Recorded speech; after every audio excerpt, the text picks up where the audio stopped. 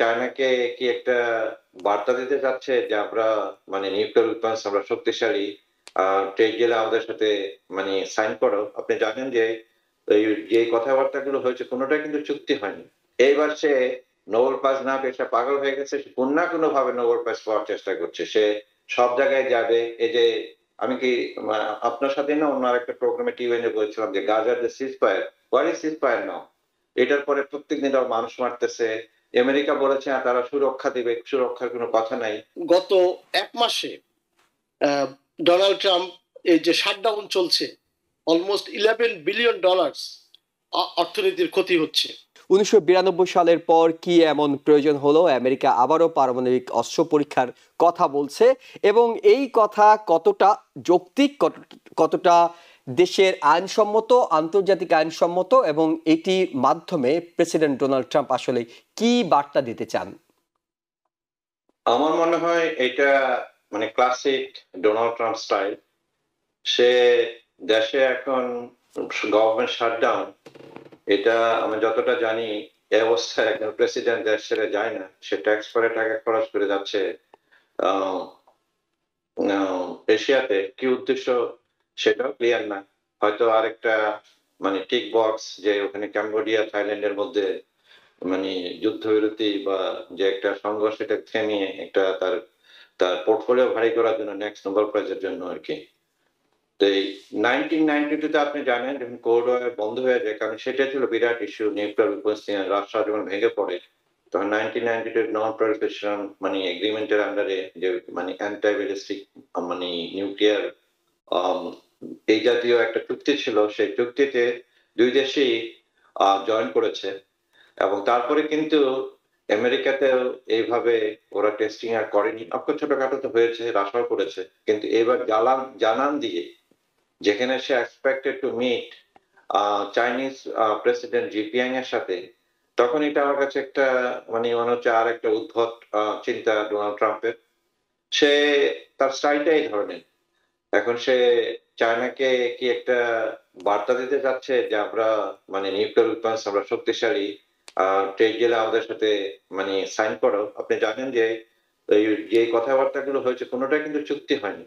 এটা কিন্তু ডোনাল্ড ট্রাম্পের ভাষ্য, এটা চাইনিজ ভাষ্য না কিন্তু।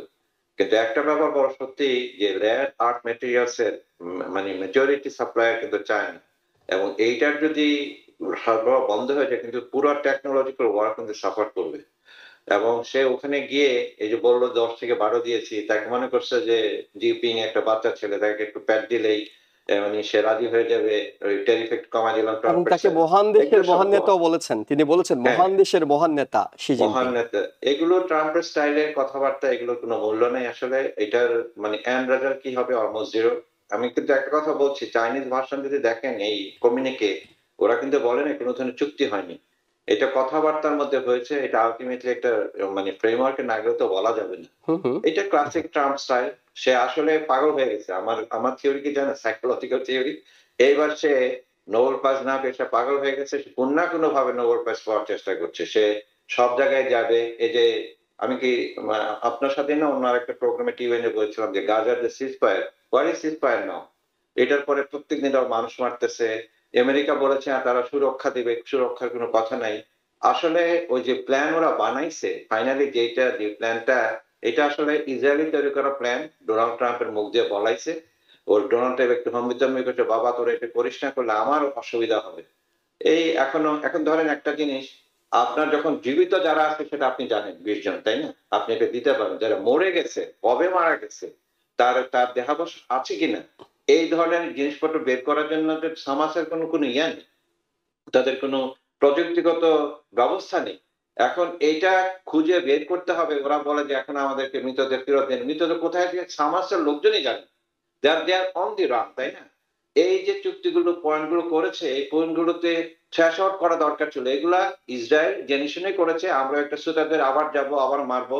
আর আপনারা দেখেন এমন একটা ব্যাপার করেছে, গাজাকে ওরা আরো ছোট করে ফেলেছে। কিন্তু যদি কোনো ধরনের একটা পিস ট্রিটি হয়, তারা কিন্তু গাজার একটা সংকুচিত বর্ডারের মধ্যে দিয়ে হবে। তো ওভারঅল আমি বলবো যে এই জিনিসটা মানে ওভারঅল যে আপনি যেটা দিয়ে শুরু করলেন যে নিউক্লিয়ার নন প্রলিফারেশন এটা ট্রিটি, এটা ভায়োলেশন হচ্ছে, এটা ইন্টারন্যাশনাল ল ভায়োলেশন। এটা ওদের স্থিতাবস্থা ছিল। এটা দিয়ে আমি যতটুকু বুঝি, আমি তো মানে রাজনৈতিক বিশেষজ্ঞ না, বা মানে আমার মানে ক্ষুদ্র বুদ্ধিতে যেটা মনে করি এটি ঠিক হয়নি আসলে।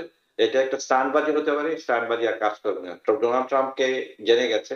এই মুহূর্তে তার, আমি বলব মোদ্দা কথায়, তার এশিয়াতে যাওয়া মোটেও ঠিক হয়নি। যেখানে দেশের মানুষ না খেয়ে মরে নাই, মানে ১ মাস ধরে ওরা বেতন পাচ্ছেন।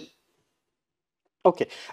জয়নাল আবদিন, এই শেষ কথাটা দিয়ে শুরু করতে চাই। তিনি এশিয়ার ট্যুর করেছেন। প্রফেসর ডক্টর কবির হাসান মনে করছেন সেখানে যাওয়া ঠিক হয়নি, কিন্তু এই এশিয়ার ট্যুরে তো আমরা এমন কিছু জিনিস দেখছি যে তাকে আসলে এত রাজকীয় সংবর্ধনা দেওয়া হচ্ছে, বিভিন্ন জায়গায় আন্তরিকতা শো করা হচ্ছে, তিনি যে বিশ্ব নেতা সেটি তিনি স্থাপন করছেন, এবং দক্ষিণ কোরিয়াতে তিনি শি জিনপিং এর সঙ্গে বৈঠক করেছেন, চুক্তি না হলেও কিছু কিছু বিষয়ে মৌখিক সম্মতি আদায় করে নিয়েছেন, এবং একই সঙ্গে আগামী এপ্রিলে তিনি বেজিংও সফর করবেন সেটিও কথা দিয়েছেন। অর্থাৎ নানা অ্যাচিভমেন্ট তো আছে। সবকিছু মিলে এই চায়নার সঙ্গে একটা বাণিজ্য যুদ্ধ শুরু হয়ে গিয়েছিল, সেটি তো কিছুটা থামলো। অর্থাৎ ডোনাল্ড ট্রাম্পের এই কর্মসূচিতে সেটি কিছুটা দেশের অর্থনীতিতে কিছুটা স্থির অবস্থা আসবে কিনা? ধন্যবাদ। প্রফেসর কবির হোসেন সাহেব অত্যন্ত সুন্দরভাবে জিনিসটি উপস্থাপন করেছেন। তো আমি শুধু এইটুকু অ্যাড করতে চাই, ডোনাল্ড ট্রাম্পের যে স্টাইল, উনি সবসময় আলোচনায় থাকতে চান। এই যে কে উনি চায় না যে আসলে, মানে ক্যাফেতে চায় না গেলেন, কে? হুম। এটাও আলোচনার একটা অংশ। জি জি। সুতরাং he is enjoying that very much. আর বিরোধী দলীয় যে নেতা, গতকাল সিএনএন এর সাথে সাক্ষাৎকারে হাকিম জাফরি এই এই মুহূর্তে যাওয়ার বিষয়ে অত্যন্ত সমালোচনা করেছেন, এবং উনি বলেছেন যে আহ, গত 1 মাসে ডোনাল্ড ট্রাম্প, এই যে শাটডাউন চলছে, অলমোস্ট $11 বিলিয়ন অর্থনীতির ক্ষতি হচ্ছে, এবং 800,000 এমপ্লয়ি, গভর্নমেন্ট এমপ্লয়ি, যাদের বেতন অনিশ্চিত, অনেকের পেচেক পাচ্ছে না। এয়ার ট্রাফিক কন্ট্রোলার, যেটা অত্যন্ত গুরুত্বপূর্ণ জিনিস, সেখানে অনেক এয়ার ফ্লাইট বিঘ্নিত হচ্ছে, স্কেজুয়ালে বিঘ্ন ঘটছে। তো এই দেশকে এই অবস্থায় রেখে উনি এই মুহূর্তে বিদেশের সফর, এটা আসলে আলোচনা থাকার একটা বিষয়। দ্বিতীয় বিষয়টি হচ্ছে desperate, he is very desperate যে নেক্সট টাইম যাতে উনি নোবেল প্রাইজটা পান। এবার যেহেতু মিস হয়ে গেছে, উনি উনার রেজুমেতে আরেকটা জিনিস অ্যাড করার, যে আমাদের প্রফেসর সাহেব অত্যন্ত সুন্দরভাবেই বলেছেন যে কম্বোডিয়া এবং আহ, থাইল্যান্ডের সাথে যে চুক্তিটা, ওইটা উনি সভাপতিত্ব করেছেন।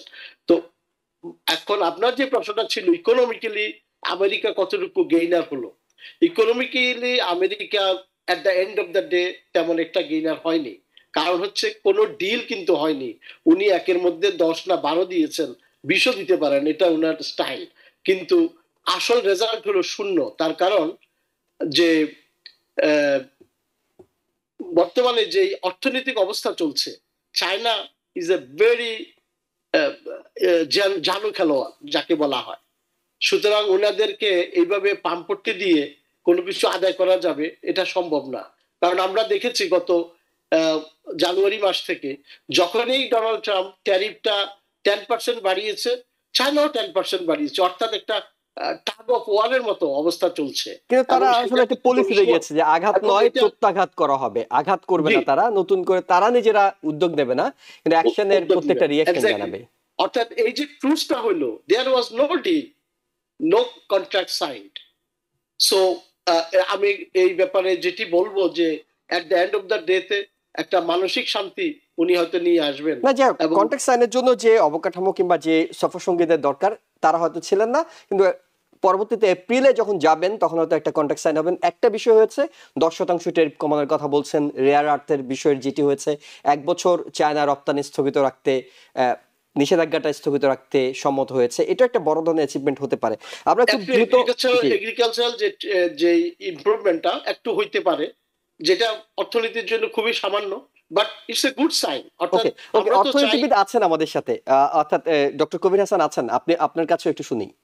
না, জয়নুল আবেদিন ভাই যেগুলো বলেছেন ঠিকই আছে, কিন্তু একটা এই সফরের কারণে তাদের সাথে হাত মেলানোর একটা সাইকোলজিক্যাল ইমপ্যাক্ট আছে। হুম এখন হুম সবাই বলবে যে অ্যাটলিস্ট আমরা স্থিতাবস্থায় এসেছি, যুদ্ধাবস্থায় নাই, তাই হুম না? হুম টিট হুম ফর ট্যাট, তুমি হুম। 10% বাড়ালে আমি 10% বাড়াবো।